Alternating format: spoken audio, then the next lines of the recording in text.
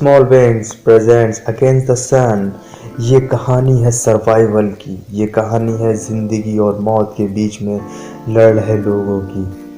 कहानी शुरू होती है 1942 से, यानी कि जब वर्ल्ड वॉर 2 लड़ा जा रहा था, जिसमें अमेरिका बिल्कुल दूर था। इस जंग में वो बिल्कुल लड़ने के लिए तैयार नहीं था। लेकिन होता है जब जापान की आर्मी पर्ल हार्बर पर अटैक कर देती है, जिसमें अमेरिकन सैनिक बहुत सारे मारे जाते हैं, जिस वजह से अमेरिका भी वर्ल्ड वॉर 2 में कूद पड़ता है लड़ने के लिए। जापान की पर्ल हार्बर पर अटैक करने की वजह से अमेरिका इस वर्ल्ड वॉर में शामिल हुआ। इस वजह से उसने अपने जितने भी टॉर्पीडो, बॉम्बर और एयरक्राफ्ट टॉर्पीडो को पैसिफिक ओशियन में रवाना कर दिया। साउथ पैसिफिक ओशियन में, जहां पर जापानीज ने अपना अड्डा बना के रखा था, वहां पर सारे अमेरिकन आर्मी ने अपने बॉम्बर्स को छोड़कर वहां पर सब बम गिराकर नेस्त नाबूद कर दिया। इन्हीं एयरक्राफ्ट्स में एक एयरक्राफ्ट होता है जिसमें 3 लोग होते हैं, पायलट हेराल्ड, बम्बार्डियन यानी कि बम गिराने वाला टोनी, और रेडियो सिग्नल से कम्युनिकेट करने वाला जीन। और जब ये वापस आ रहे होते हैं, ये बादलों से बहुत ऊपर होते हैं, इस वजह से ये अपना रास्ता भटक सा जाते हैं। और साथ ही साथ इनका फ्यूल टैंक भी खाली हो रहा होता है। रेडियो मैन यानी कि जीन वो कांटेक्ट करता है अमेरिकन नेवी में, जिससे वो कांटेक्ट करके लोगों को बता सके कि हम लोग यहाँ पर फंस चुके हैं। और रेडियो मैन जीन बहुत कोशिश करता है कि अमेरिकन नेवी से उसका कांटेक्ट हो जाए, वो बहुत, लेकिन मौसम ख़राब होने की वजह से उनका कांटेक्ट नहीं हो पाता है। लेकिन एक बार वो कांटेक्ट करता है, तभी वहाँ पर रेडियो में जापानी आर्मी की आवाज़ आने लगती है। इस वजह से वो वहाँ पर जो कम्युनिकेशन है रेडियो का वो बंद करके वो कांटेक्ट करते हैं मॉरिस से। और साथ ही साथ इनका फ्यूल भी कम हो रहा होता है, इसलिए जो कैप्टन होता है यानी कि हेराल्ड, वो एक बार रेडियो मैन जीन से कहता भी है कि एक बार तुम्हें फिर कोशिश करनी चाहिए, शायद ये कांटेक्ट हो जाए। रेडियो मैन जीन एक बार फिर कोशिश करता है, लेकिन संपर्क ना होने की वजह से फ्यूल भी बिल्कुल ख़त्म हो रहा होता है। इसलिए कैप्टन हेराल्ड को कोशिश करनी पड़ती है कि वो एयरक्राफ्ट को इस विशाल पैसिफिक ओशियन पे उतारे, और उसे वहाँ पर लैंड करना ही पड़ता है। और कैप्टन हेराल्ड के पास कोई भी मौका नहीं होता है कि वो लैंडिंग के बगैर प्लेन को आगे चला सके, इसलिए वो अपने जितने भी उसके मेंबर्स होते हैं, दोनों को, टोनी और जीन, उन दोनों को कहता है कि अब हमें इमरजेंसी लैंडिंग करनी पड़ेगी, और तुम जितना भी अपना यूज़ का सामान है वो सारा निकाल लो, और मैं प्लेन को अब नीचे लेने जा रहा हूँ।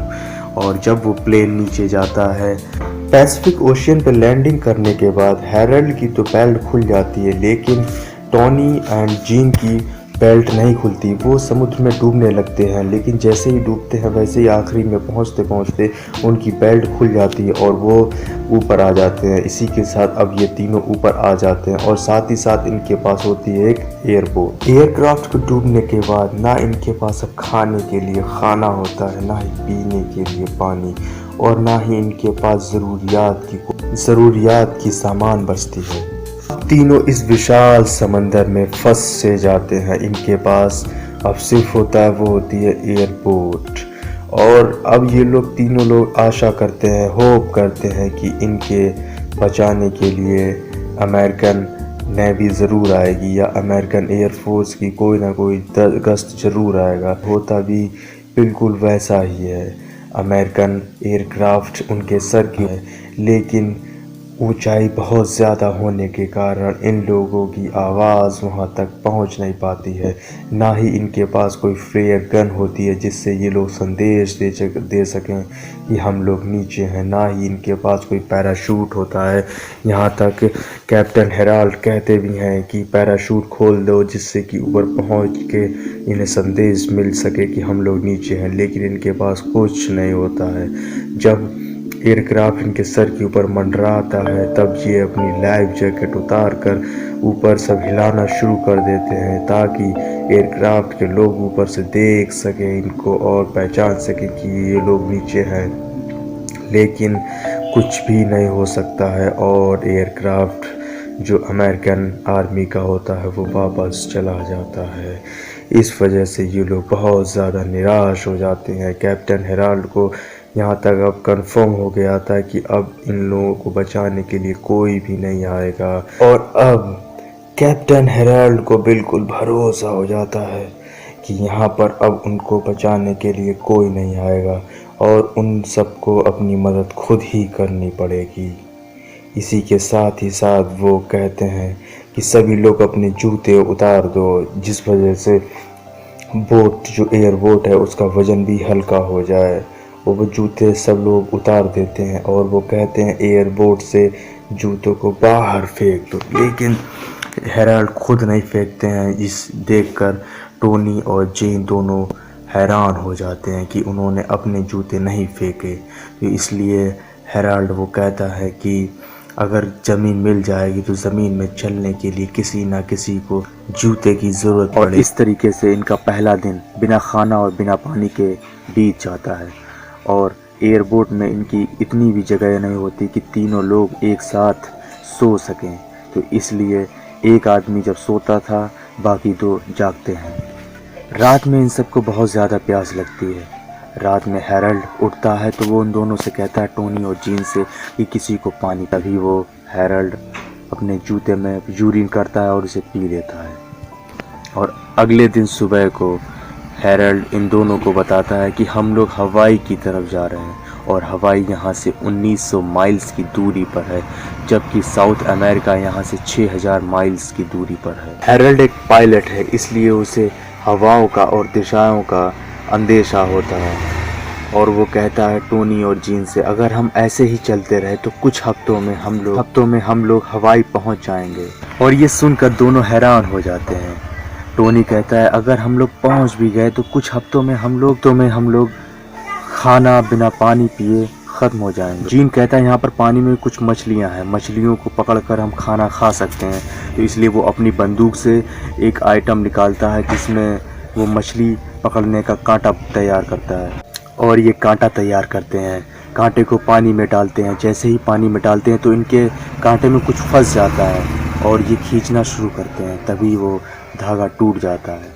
धागा टूट जाने पर ये कहते हैं कि हमसे भी ज़्यादा कोई पानी में भूखा है, इसी वजह से वो धागा टूट गया। और थोड़ी देर बाद टोनी पानी में कूद पड़ता है।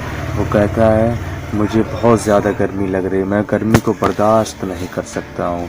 उसे देखने के बाद थोड़ी देर बाद जीन भी पानी में कूदने की कोशिश करता है। तभी हेराल्ड उसे मना करता है कि पानी में मत कूदो क्योंकि यहाँ पर बहुत सारी शार्क हैं, और उसे जीन को भी बता देता है कि पानी में शार्क है, जल्दी से ऊपर आ जाओ। तभी दौड़कर जीन भी पानी से एयरपोर्ट पर आ जाता है। अब इन्हें धीरे धीरे 5 दिन हो जाते हैं और ना ही 5 दिनों में उन्होंने कुछ खाया है, ना ही एक पानी की एक बूंद पी है। ये आज लोग पानी में फंसे हुए हैं। इनकी पूरी वजह होते कैप्टन हेराल्ड, जो कि एयरक्राफ्ट में 2 मिनट के लिए कुछ सेकंड्स के लिए सो गए थे। इस वजह से इनका जो एयरक्राफ्ट है बहुत आगे निकल आया और इनका साथ ही फ्यूल ख़त्म हो गया। इस वजह से इन्होंने पानी में लैंडिंग करनी पड़ी।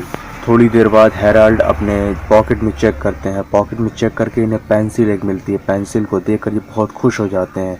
वो कहता है कि मैं अब इसमें एक चार्ट बनाऊंगा। चार्ट बनाने से हम लोग दिशाओं का पता कर सकेंगे, हम लोग किस दिशाओं में हैं और किस दिशा में हम लोगों को जाना। चार्ट बनाने के बाद इनको पता चलता है कि ये जो दिशा में जा रहे हैं वो गलत दिशा है, यानी कि हवा इन्हें गलत दिशा में ले जा रही है। इसलिए ये जितना भी इनके पास मटेरियल होता है, लाइफ जैकेट होती है, उससे एक लंगर तैयार करते हैं। लंगर को पानी में डालते हैं। लंगर को पानी में डालने के बाद इनकी जो बोट होती है, एयरबोट पानी में स्टेबल हो जाती है और वो धीरे धीरे शुरुआत करते हैं कि वह हवा की विपरीत दिशा में जाने, यानी कि जहाँ पर इन्हें जाना है हवाई, जो कि इनकी पहुँच से 1900 माइल्स दूर है। लेकिन 5 दिन चलते चलते अब इनकी कुछ दूरी है, कुछ घट गई है, लेकिन अभी इन्हें कुछ नहीं पता किधर जाना हो, कितनी इनकी डिस्टेंस बाकी है अभी। इसके बाद टोनी प्रेयर करता है।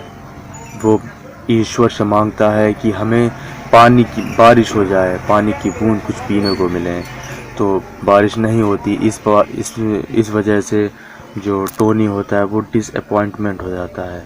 तो जीन कहता है कि थोड़ा ईश्वर को वक्त दो, और रात का वक्त हो जाता है। रात के वक्त बारिश होती है और 5 दिन बाद इन्हें पहली बार एक पानी की बूंद चखने को मिलती है। अगले दिन दिखाया जाता है कि टोनी पिछले 6 दिनों से कोशिश करता है मछली पकड़ने की, लेकिन वो एक भी मछली नहीं पकड़ पाता है, और अचानक वो चाकू मारता है और उसमें मछली फंस जाती है। ये शार्क का बच्चा होता है। शार्क के बच्चे को ये तीनों खींच लेते हैं ऊपर, और 6 दिनों बाद इन्होंने भर पेट कुछ ठोस खाना खाया है। इस वजह से बहुत ही खुश होते हैं। और शार्क को खाने के बाद पानी की कुछ बूंदें पानी में चली जाती हैं, उसकी शार्क की बूंदें। इस वजह से शार्क, जो बड़ी बड़ी शार्क आ जाती हैं, इनके एयरपोर्ट के आसपास घूमने लगती हैं। लेकिन गनीमत की बात ये होती है कोई भी शार्क इन पर हमला नहीं करती है, और वो सारी शार्क यहाँ से चली जाती हैं, और एक बार ये बच जाते हैं। और धीरे धीरे दिन बीतने लगते हैं। खाना खाने के बाद इन्हें कुछ ताकत आई थी, लेकिन दिन बढ़ने के साथ ही साथ इन पर फिर एक बार कमज़ोरी शुरू हो जाती है। अब हो जाते हैं 15वां दिन।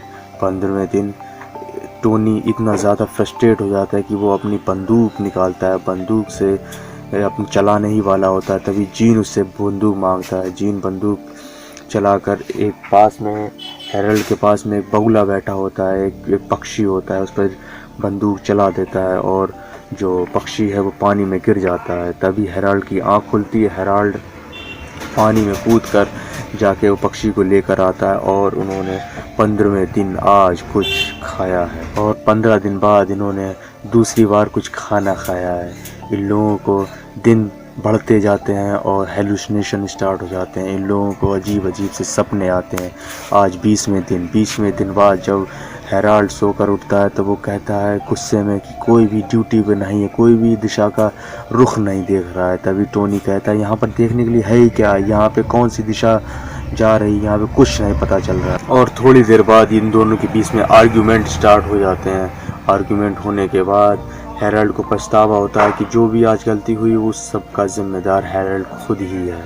इसके बाद थोड़ी देर बाद हेराल्ड अपने सूज निकालता है। सूज को चाकू से काट कर उसे चप्पू तरह बना लेता है। चप्पू से वो चलाकर उस दिशा में जाना चाहते हैं जिस दिशा में ज़मीन है। अब ये ज़ोर ज़ोर से चप्पू चलाना शुरू करते हैं, फिर आगे चलते रहते हैं। धीरे धीरे इनकी हालत बहुत ज़्यादा ख़राब हो जाती है, और आज पूरे इन्हें 30 दिन हो चुके हैं, और 30 दिनों में इन्होंने सिर्फ 2 बार खाना खाया है, और पानी की कुछ बूंदें इन्हें मिली हैं, और बाकी टाइम इन्होंने यूरिन ही पिया है। आज इन्हें पूरे 30 दिन हो जाते हैं। 30 दिन बाद अचानक से बारिश का मौसम बनता है। बारिश होती है, बारिश के साथ साथ एक बहुत बड़ा तूफ़ान भी आता है, और तूफ़ान में इनकी कश्ती उलट जाती है और ये सारे डूबने लगते हैं। टोनी, जिसे तैरना नहीं आता है, वो घबरा जाता है और वो डूबने लगता है। तभी अचानक हेराल्ड और जेन देखते हैं कि दूसरे साइड पर टोनी बोट को पकड़े हुए है, और ये तीनों एक बार से फिर बच जाते हैं। और अब इनके पास ना ही कुछ खाने को है, ना पीने को, ना इनका कुछ सामान है, और ये भूख से हाल इनके ख़राब हैं। आज इन्हें पूरे 30 दिन से ज़्यादा हो चुके हैं।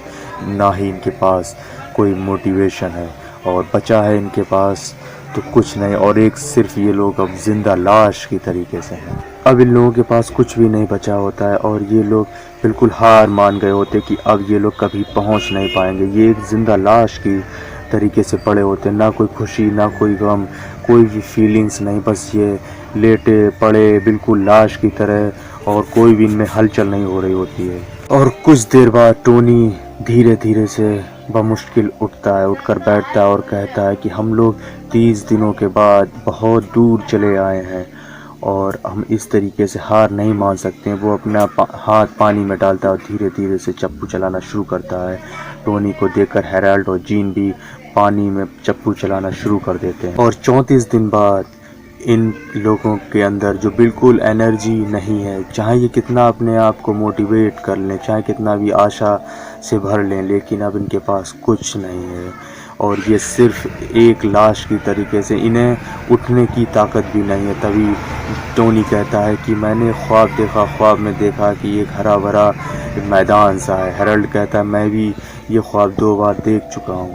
तभी हैरल्ड समुद्र का पानी पीना शुरू कर देता है, क्योंकि उसने भी मान लिया है कि अब वो लोग बचने वाले नहीं हैं और ना ही इन्हें कोई बचाने अब यहाँ आने वाला है। तभी उसके सामने लेटा हुआ जीन कहता है कि मुझे सामने कुछ हरा हरा दिखाई पड़ रहा है, और ये सब लोग उसी साइड में देखने लगे। जब ये तीनों लोग देखते हैं तो सामने दिखाई पड़ता है एक छोटा सा टापू होता है, छोटा सा आइलैंड होता है, और ये खुशी से बहुत ज़्यादा एंजॉयड हो जाते हैं और अपने हाथों से ज़ोर ज़ोर से चप्पू बनाकर चलाने लगते हैं और आइलैंड पहुंच जाते हैं। आज इन्होंने 34 दिन बाद पहली बार आइलैंड को कोई भी टच किया, इन्होंने धरती को टच किया है। और कुछ देर बाद ये तीनों एक आइलैंड पे आकर पड़े होते हैं। 20 फरवरी 1942 को आज ये पहली बार धरती को टच किया है 34 दिनों बाद, जो कि पूका पूका आइलैंड नाम होता है।